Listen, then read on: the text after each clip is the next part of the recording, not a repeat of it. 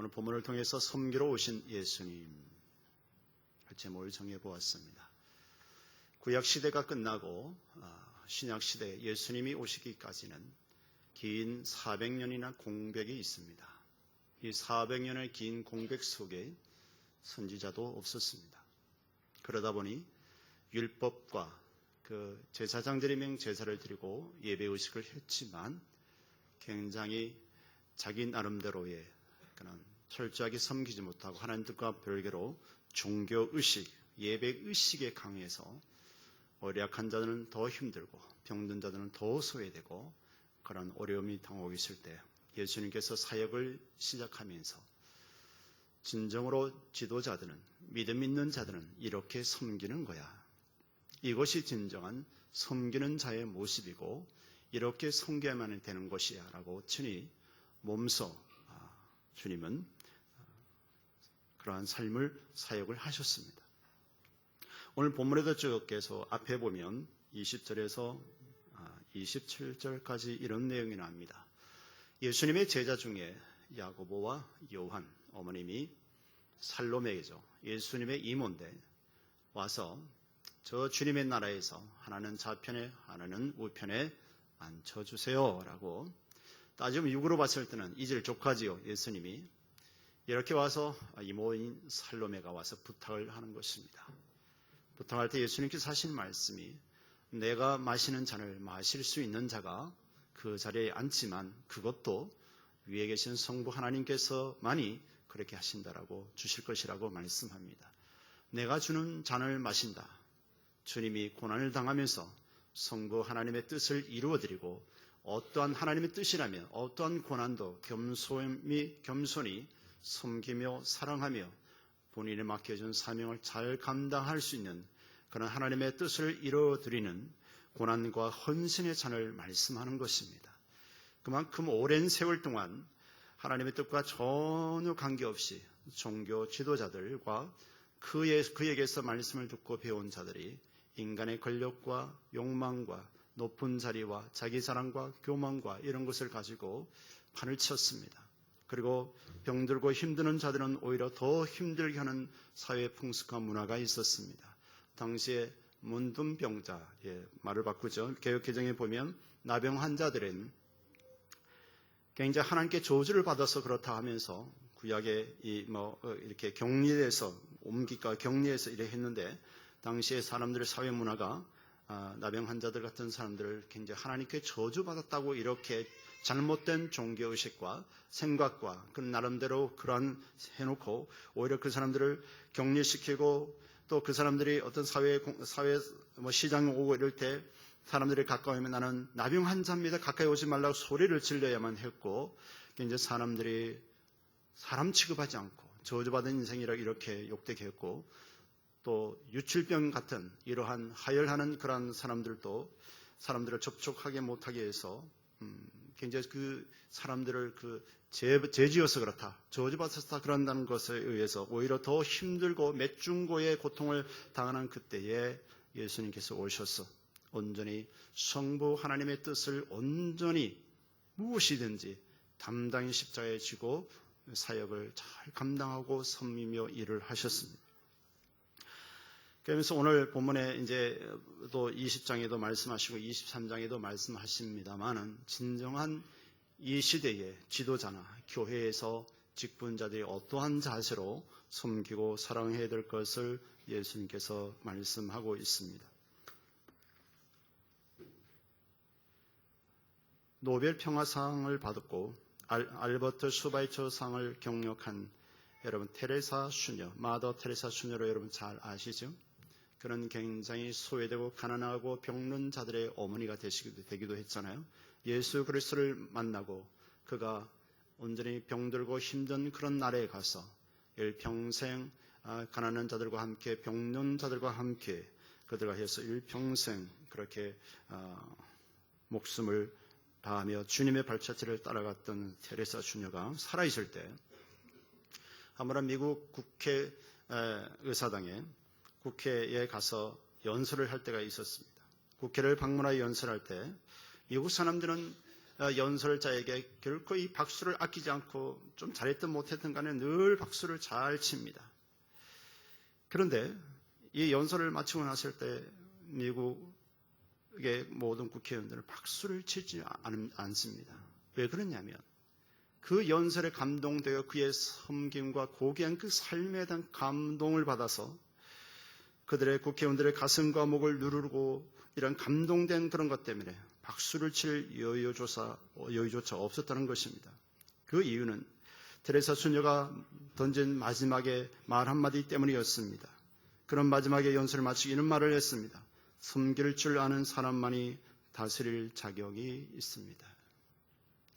우리가 교회 새해도 여러 가지 직분을 맡아서 하나님의 일을 맡아서 이제 직분을 맡아 새롭게 출발합니다. 늘 이름 없이 빛도 없이 묵묵히 섬기는 그러한 모습들, 그러한 예수님의 제자로서 또 예수님을 따라하는 묵묵히 주님을 따라하는 섬기는 분들이 아주 많습니다. 그런 분들이 있기 때문에 오늘 우리 교회가 여기까지 온 줄 압니다. 섬길 줄 아는 사람은 다스릴 자격이 있다. 이 유명한 말을 남겼습니다.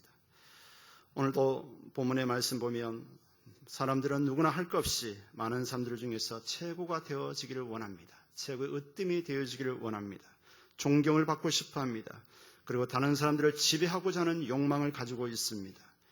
따라서 많은 사람들이 수단과 방법을 가리지 않고 자신의 욕망을 채우고자 온갖 노력을 다하는 것입니다. 심지어 다른 사람들을 모함하거나 자기와 비슷한 처지에 있거나 우월한 사람을 어떻게 해서라도 음해하는 이들도 있습니다. 우리 성도들이 으뜸이 되기 위해서는 어떻게 하는지를 오늘 예수님은 우리들에게 말씀해 주고 있습니다. 빌립보서 2장 6절에서 8절까지 보면 예수님은 하나님의 본체시다. 하나님이 사람 되어 오셨다라고 말씀합니다. 그리고 자기 자신을 낮추셨다라고 말씀합니다. 남을 제대로 잘 섬기려면 내가 낮아지지 않으면 내가 높은 데서는 절대로 낮은 사람들을 섬길 수가 없습니다.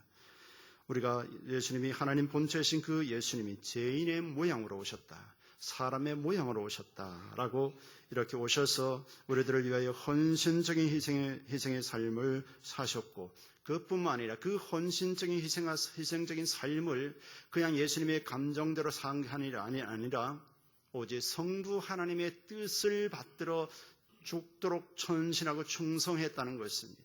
우리가 앞에 있는 목사든 누구든지 하나님 앞에 헌신되고 세상을 나가서 섬기든지 하나님의 뜻대로 섬기고 헌신될 때 그것이 진정한 섬김이라는 것을 예수님께서 말씀해 주고 있습니다.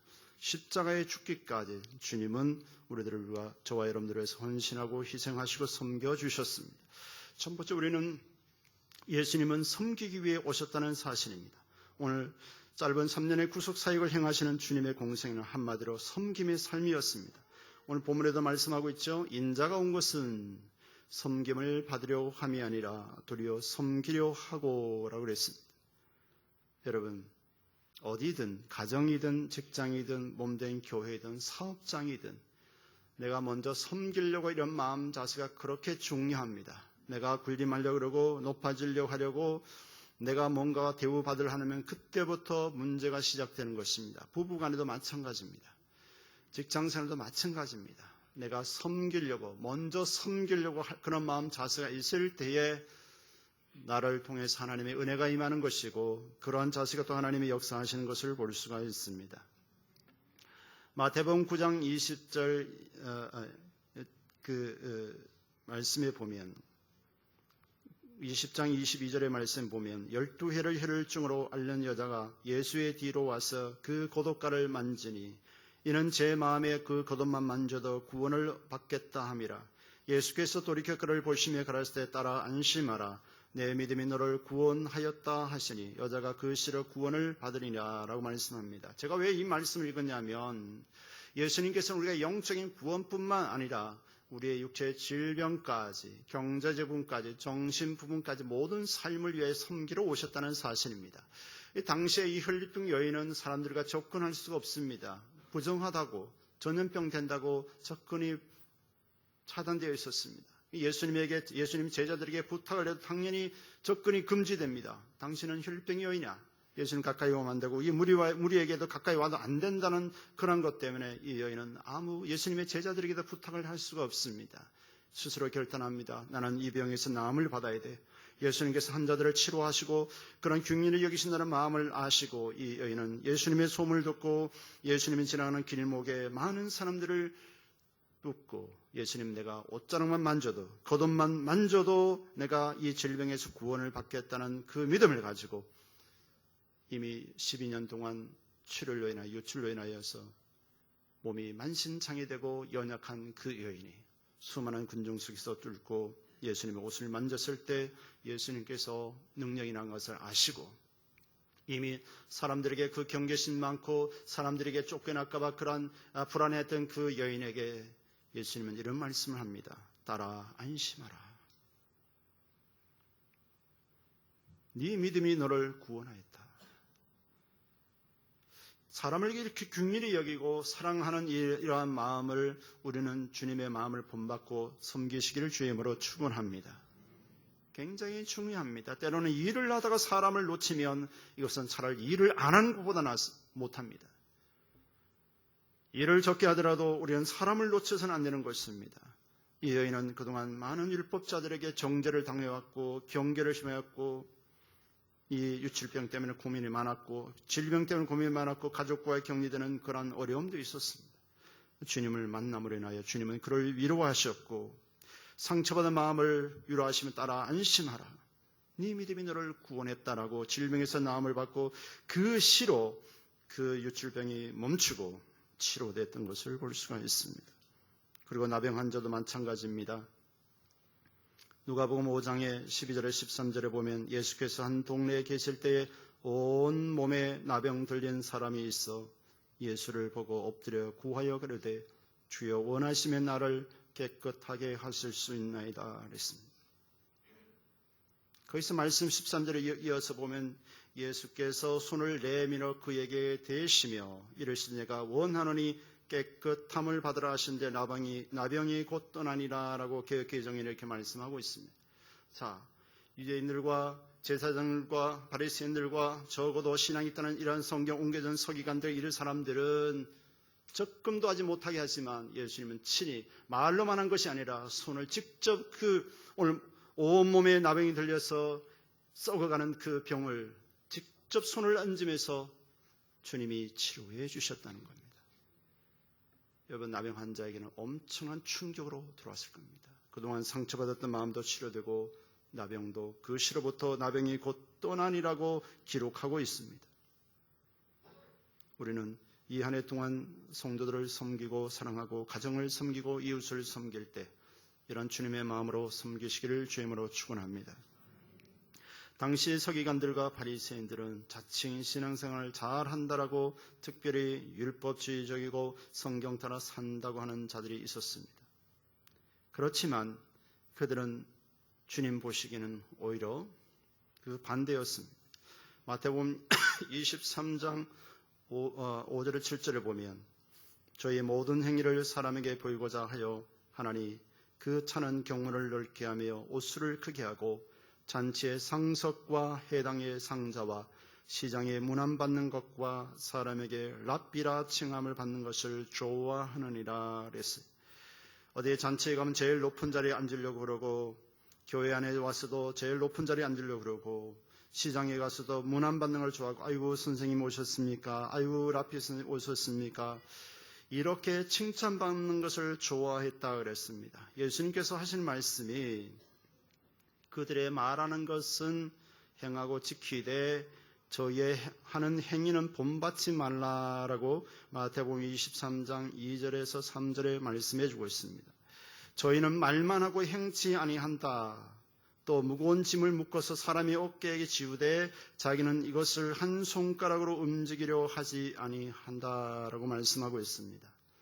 저와 여러분들 교회를 섬길 때 나 먼저 주님처럼 섬기고 헌신되고 먼저 긍휼히 여기는 마음을 가지고 나가시길 주임으로 축원합니다. 내가 먼저 나갈 때 모든 문제는 해결되는 것입니다. 서기관들과 바리새인들은 말은 잘했습니다. 가르치기는 잘했습니다. 지적하기는 잘했습니다. 그렇지만 삶은 없었던 것을 주님이 추적하고 계십니다. 당시에 그랬으니 굉장히 율법주의적이고 굉장히 종교지도에 본이 되지 않으니까 밑에 있는 성도들이야 당연하게 그대로 물이 들어서 제자들까지도 12명의 제자들까지도 주님의 나라에 가서 높은 자리에 앉으려고 하는 그런 생각이 가득 차 있었던 것을 보지요. 그래서 두 명이 예수님의 이모 살로메가 야고보와 요한을 주님의 나라의 우편자 앞에 앉혀주세요. 그 말을 듣더니 그냥 제자들이 분노했다고. 오늘 본문 20장 24절에 10제자가 듣고 그 두 형제에 대하여 분이 여겼다라고 그랬습니다. 12명 똑같이 성령 받기 전에 똑같이 높아지려고 하고 칭찬받기를 하고 뭔가 해보려고 하는 그런 욕망에 가득 차 있었던 그들, 나중에는 바뀌죠. 부활하신 주님을 만나고 성령 받고 난 이후에는 순교하기까지 헌신하고 목숨을 걸고 주님의 나라를 위해서 일하는 그러한 삶을 우리는 볼 수가 있습니다. 두 번째로 우리는 예수님께서 자신의 생명으로 섬기셨습니다. 오늘 본문 후반절에 자기 목숨을 많은 사람의 대성물로 주려 함이니라. 예수 그리스도의 구원의 은총을 우리가 진정으로 깨닫는 사람은요, 묵묵히 주님 앞에 헌신합니다. 사람 보지 않습니다. 묵묵히 주님 앞에 헌신하고 충성하고 때로는 생명 바쳐 시간 들여 물질 들여 아낌없이 하나님께 헌신할 수가 있습니다. 주님이 섬기러 오신 가장 큰 목적은요, 저와 여러분의 죄의 지배에서 풀어주시기 위하여 섬기러 오셨다는 사실입니다. 오늘 본문에 보면 대속물이라는 단어가 나옵니다. 원어에 보면 리토론인데 놓아주다, 죄수를 해방시켜주다, 죄수나 노예로 있는 자를 돈을 주고 풀어주는 것을 의미합니다. 본래 이 말은 포로를 사는 데 치러야 하는 몸값을 의미합니다. 죄의 포로에 잡혀있는 저와 여러분들을 예수님의 생명의 값을 치르고 저와 여러분들을 값을 치르고 사셨다. 그래서 죄인이 의인이 되고 저주 아래 있는 사람이 복의 사람이 되는 것이고 마귀의 자녀에서 하나님의 자녀가 되고 지옥 백성이 천국 백성이 되고 영적인 놀라운 신분이 그때부터 변화되는 것입니다. 우리 입장에서는 공짜 같지만 하나님의 입장에 봐서는 하나님 자신이 십자가에 못 박혀 대가를 치러야만 하는 엄청난 구원의 은총이라는 사실입니다. 이 주님의 은총을 생각하는 사람은 결코 헛되게 신앙생활하지 않습니다. 본래 저와 여러분들은 본질상 진노의 자녀였지 않습니까? 아담과 을리의 대표인 아담과 하와가 범죄함으로 말미암아 그 이후에 태어난 저와 여러분들은 진노의 자녀였다라고 에베소서 2장 3절에 말씀해주고 있고, 이 본래 진노의 자녀였던 저와 여러분들을 예수 그리스도의 십자가에서 우리를 그리스도와 함께 살리셨고 그 예수 그리스도 안에 있는 우리들을 하늘에 앉힌다라고 에베소서 2장 3절에서 6절에 말씀해 주고 있습니다. 세 번째로 하나님은 우리들에게 예수님의 마음을 가지고 섬기기를 원하신다는 사실입니다. 우리의 생각과 마음을 가지고는 우리는 온전히 섬길 수가 없고 때로는 사람들에게 상처를 줄 수도 있고 때로는 우리의 교만으로 비칠 수가 있습니다. 오직 우리의 마음속에 예수님의 마음을 품어야 예수님처럼 우리의 자신의 권위와 모든 것을 내려놓고 온전히 낮은 자리에서 섬길 수가 있습니다. 빌립보서 2장 5절에 너희 안에 이 마음을 품으라 그랬습니다. 곧 그리스도의 예수의 마음이니 라고 말씀해 주고 있습니다. 교회 안에서든 세상에서든 으뜸이 되는 비결을 예수님께서 가르쳐 주고 있습니다. 종의 마음을 가지고 섬기라. 종은 자기 자신의 자존심을 내세울 수 없습니다. 종은 주인의 원하는 대로 그냥 순종할 뿐이고 섬길 뿐입니다. 마태복음 20장 오늘 본문 26절 27절에 보면 너희 중에 그렇지 아니하니 너희 중에 누구든지 크고 자는 자는 너희를 섬기는 자가 되고 너희 중에 누구든지 으뜸이 되고자 하는 자는 너희 종이 되어야 하리라 라고 말씀합니다.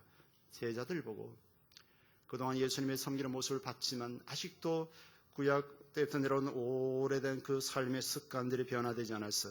또한 성령 받기 전이니까 아직도 육의 생각들이 가득 차 있는 그들에게 주님께서 이렇게 말씀은 그들에게 충격으로 다가왔을 것입니다.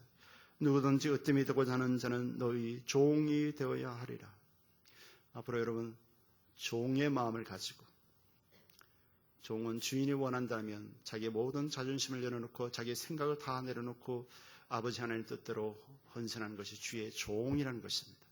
여러분도 귀한 종의 마음을 가지고 주님처럼 하나님의 뜻이라면 묵묵히 섬기고 나아가시기를 주의 이름으로 축원합니다. 에베소서 6장 5절에서 9절에 보면 당시에는 종과 상전에 대해서 말씀하고 있지만 지금은 이 시대에는 직원과 사장님과 직원들 이렇게 말씀하면서 종들아 두려워하고 떨며 성실한 마음으로 육체의 상전에게 순종하기를 주 그리스도께 하듯 하며 라고 말씀합니다. 우리가 직장에 가서도 성실한 마음으로 일을 하되 주님께 대하듯 회사의 일을 하라. 그 사업장의 일을 할 것을 말씀해 주고 있습니다.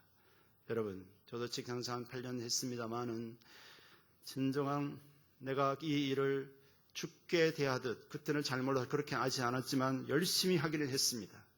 나중에 말씀 보니까 이 사업의 삶의 현장에서도 직장에서도 내가 공무원이든 어떤 회사에 들어가서 사업장에서 일을 하든 간에 그리스도께 하듯 하라고 말씀해 주고 있습니다. 성실한 마음을 가지고 그리스도께 하듯 하라.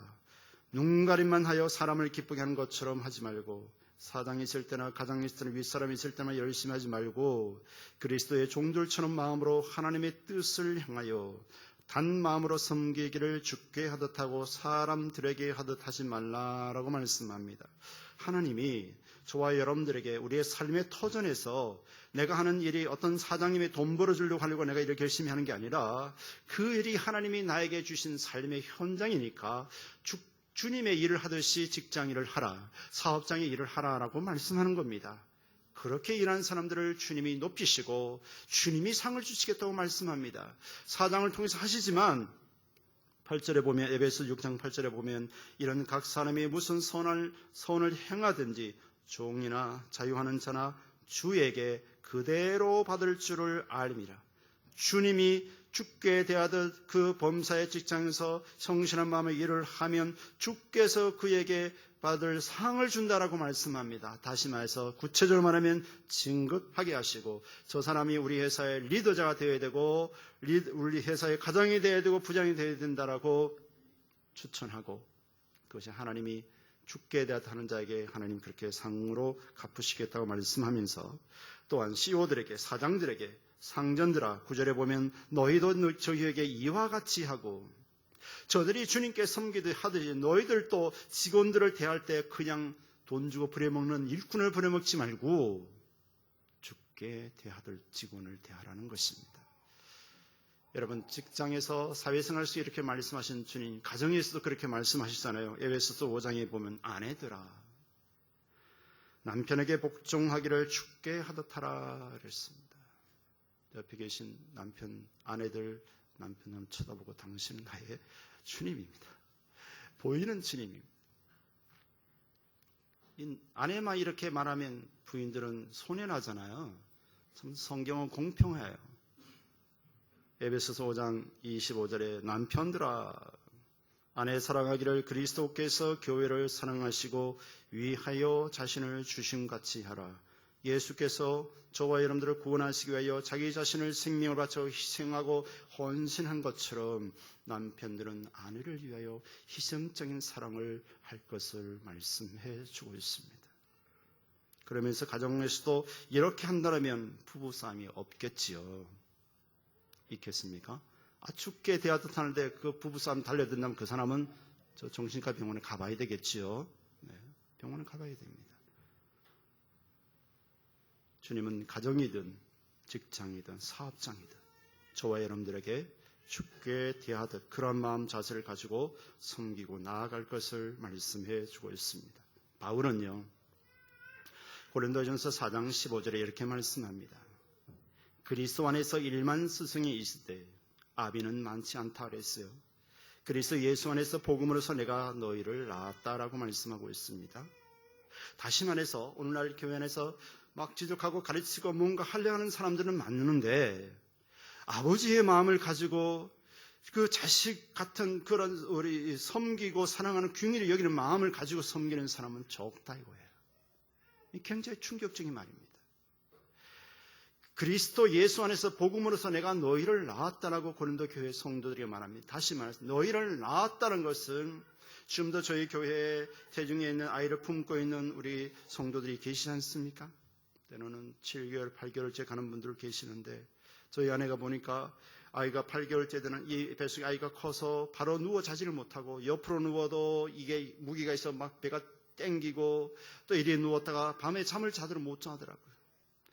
먹을 것 제대로 못 먹습니다. 아무런 한 걸 먹다는 아이가 그대로 그걸 받아서 아토피로 그냥 엄청난 아이가 질병으로 연결되기 때문에 10개월 동안 어머니는 산 위에 고통뿐만 아니라 먹고 마시는 까지 함부로 자유로워할 수가 없습니다. 커피도 마셔도 안 되죠. 청량음료, 음료수, 요즘 방부제 들어간 그런 색소, 향들을 함부로 먹었다는 아이들에게 태중인 아이에게 그대로 영향이 가기 때문에 아주 10개월 동안도 조심해야 합니다. 먹을 거, 마시는 거, 그리고 그 통증을 감내하면서 10개월 후에 그 아이를 잉태하여서 생명을 낳듯이 사도 바울은 교회를 향하여 성도를 향하여서 이 생명의 고통을 느끼면서 내가 너희를 낳았다라고 고백을 하고 있습니다.